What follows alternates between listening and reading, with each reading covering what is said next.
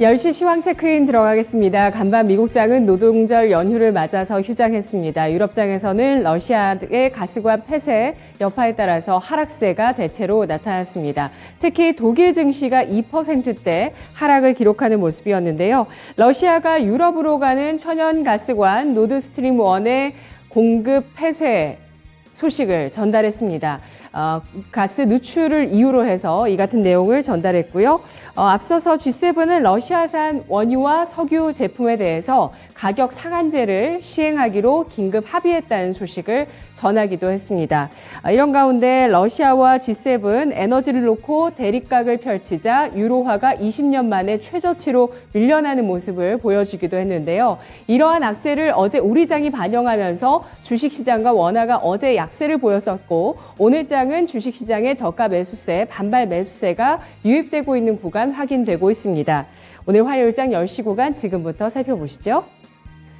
코스피 지수 오늘장에 기관을 중심으로 한 반발 매수세와 함께 4거래일 만에 반등해주고 있습니다. 0.5%가량 상승을 하면서 2415.35포인트 선에 거래가 되고 있고요. 거래 대금은 어제 이 시각보다 좀 더 부진합니다. 1조 7,800억 원가량 나타나고 있습니다. 시초가보다 위에서 거래되고 있는 코스피 지수 분봉 상황 살펴보겠습니다.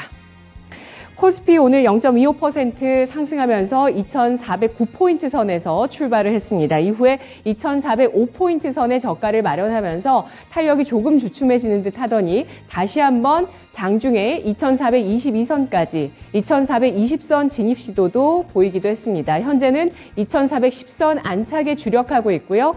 현재 코스피 지수 10.91포인트가 오른 2,414포인트 선에서 거래되고 있습니다. 수급 상황입니다. 유가증권 시장 외국인 쪽에 4거래일째 매도세가 나타나고 있는데요. 현재 401억 원어치를 팔고 있는 모습 보여주고 있고요. 기관 쪽에서 2거래일 연속의 순매수로 550억 원의 순매수세 유입되고 있습니다. 개인 쪽에서는 142억 원어치 소폭의 매도세를 기록하면서 현재 외국인 개인 쪽에서 동반 매도세를 보여주고 있는데요. 외국인 기관 엇갈리고 있습니다만 동반해서 사고 있는 업종, 팔고 있는 업종도 있습니다. 유가증권 시장에서 외국인 기관 동반해서 팔고 있는 쪽은 서비스, 전기가스, 통신업종이고요. 동반해서 매수하고 있는 쪽은 화학, 비금속 광물, 그리고 섬유 의복업종 되겠습니다. 코스닥 가보겠습니다. 코스닥 지수도 4거래일 만에 반등 나타내주고 있습니다. 현재 지수 1.01% 오름세를 띠고 있고요. 779.19포인트 선에서 거래되면서 거래대금은 유가증권 시장보다는 조금 더 실리고 있습니다. 1조 9,400억 원가량 나타나고 있는데요.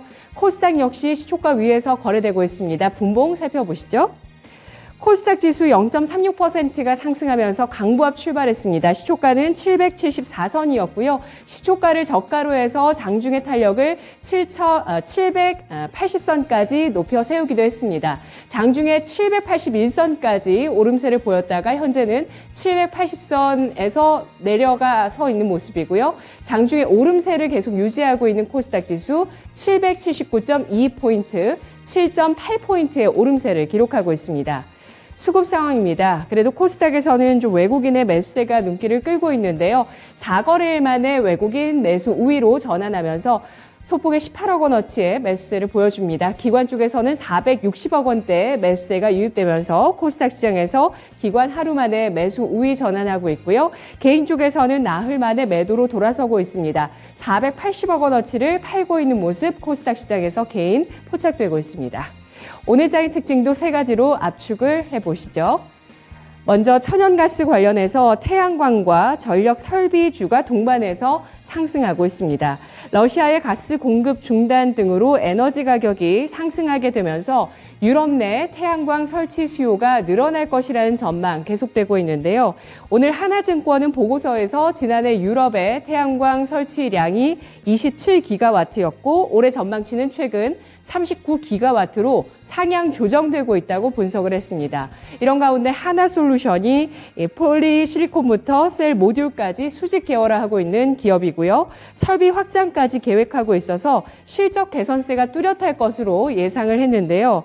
글로벌 가스 전력 공급 부족 사태로 인해서 이런 내용들이 내년 상반기까지 이슈가 될 것으로 예상을 했습니다. 이러한 소식과 함께 하나솔루션의 주가가 6%의 탄력을 보여주면서 52주 신고가 기록하고 있는 모습 보여주고 있습니다. 현재 52주 신고가 북은 54,000원대의 움직임 나오고 있는데요. 그리고 하나솔루션뿐만 아니라 현대에너지솔루션도 7% 넘는 시세를 내면서 신고가 부근의 움직임 이어가고 있습니다. 이 밖에 S에너지가 7%의 강세로 6,560원 선에 거래가 되고 있는데요. 태양광과 연료전지 관련한 사업을 하고 있는 기업입니다. 이 밖에 대명에너지, 태양광과 풍력 사업을 하고 있는데 거래 대금이 실리고 있어서 눈에 띄고 있고요. 상승 탄력은 미미합니다. 0.9%의 오름세 띄고 있습니다. 이렇게 신재생 에너지 쪽에 발전소가 늘어나면 날수록 전력 장비에 대한 수요도 늘어날 수밖에 없는데요. 관련한 기대감들이 유입되고 있습니다. 현대일렉트릭이 3.8%의 오름세 띄고 있고요. LS일렉트릭 5.99% 오른 56,600원 선, 효선중공업, 재룡전기, 이화전기, 제일전기공업 3%에서 5%, 2%의 플러스권을 기록하고 있습니다. LS가 5% 넘게 오르면서 68,100원 선의 탄력을 보여주고 있고요. 그리고 이 밖에도 ESS 관련주 가운데서 수소주이기도 하죠. 오늘은 ESS로 분류를 해보겠습니다. 범한 퓨얼셀이 2% 넘는 상승으로 35,200원 선에 거래되고 있습니다. 오늘 장의 두 번째 특징 알아보겠습니다. 바이오주와 로봇주가 어제 코스닥의 조정 가운데서 크게 밀려 내려갔었는데요. 어제 코스닥 2% 가까운 조정을 주도했던 것이 바이오와 로봇의 차익 실현 매물이었습니다. 오늘은 일부 종목들의 상승세가 또 포착이 되고 있는데요. 반등을 이어나갈 수 있을지 바이오 로봇주 조정 혹은 변동성을 이어나갈지 주목해서 살펴보도록 하겠습니다. 오늘 나노엔텍이 8% 넘는 탄력을 기록하고 있는 모습인데요. 세포치료제 연구개발, 생산, 품질관리 전 과정을 아우르는 플랫폼을 개발하는 기업입니다. 전 세계적으로 세포치료제 개발이 치열해지면서 수혜를 받는 구조가 주목이 되고 있는 상황이고요. 세포치료제 개발 단계의 핵심 장비를 공급하는 나노엔텍의 가치 시장에서 주목하고 있습니다. 장중에 10% 넘는 탄력까지 보였다가 현재는 9% 오름세를 기록하면서 6,970원 선에 거래가 되고 있고요. 오늘 탄력이 높지는 않습니다만 거래 대금이 실리면서 시장에 관심이 이어지는 쪽 박셀바이오, 현대바이오 나란히 보합권에서 약보합권의 움직임 나타내고 있습니다. 이 가운데서 현대바이오 같은 경우는 호주에 최장한 임상 전담 법인을 설립한다는 소식이 나오고 있는데요. 무고통 항암제의 글로벌 임상 준비를 본격화하고 있다는 점 시장에서 주목을 받고 있습니다. 현재 주가는 39,000원대 움직임이고요. 신고가를 내고 있는 바이오주도 나오고 있는데요. 일성신약, 차익실현 매물 크게 받으면서 긴 윗꼬리를 달고 있습니다. 2%의 현재 오름세를 기록하고 있는 모습입니다. 어제 매물을 많이 받았었던 유럽 아마케 관련 주식들 오늘장에 일부 반등하는데요. 레고캠바이오가 1% 플러스권이고요. HLB 0.2%의 하락, NK맥스가 2% 넘는 하락세를 띠고 있습니다. 무상증자 권리락 효과로 에브리봇이 장중에 20% 넘는 상승폭을 기록했다가 역시 오늘장에 차익 실현 매물 소화하면서 탄력이 둔화되고 있다는 점 눈에 띄고 있는데요.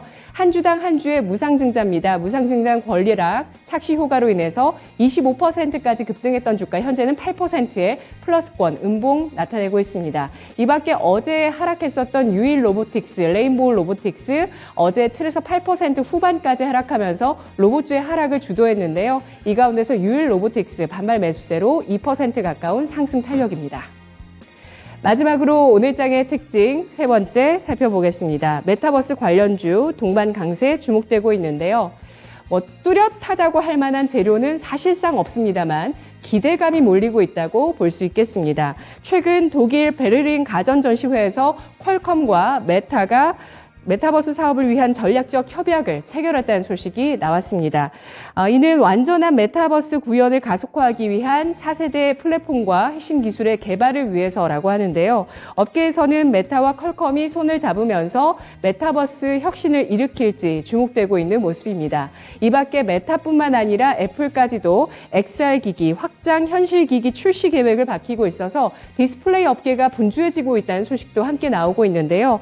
여기에 일각에서 일각에서는 메타버스를 접목했을 때 교착 상태인 남북의 대화와 통일까지도 가능하지 않겠느냐라는 전망도 나오고 있습니다. 최근에 메타버스 한반도의 미래라는 포럼에서 나온 이야기였습니다. 오늘 관련한 종목 가운데서 선익 시스템이 15% 급등하고 있고요. 뉴프렉스가 10%, YJM 게임즈, 옵티시스, 맥스트, 자이언트 스텝까지 5%에서 10%의 강세를 띠고 있습니다. 10시 구간 시황 체크인이었습니다.